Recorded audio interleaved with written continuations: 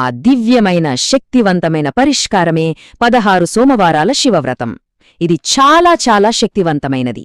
దీని వెనుక ఒక పెద్ద కథే ఉంది.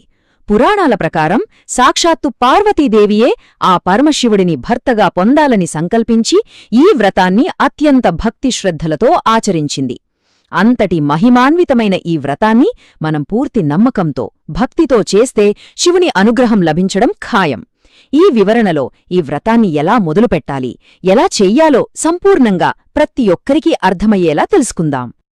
అయితే ఈ పవిత్రమైన వ్రతం గురించి పూర్తిగా తెలుసుకునే ముందు మాదొక చిన్న విన్నపం.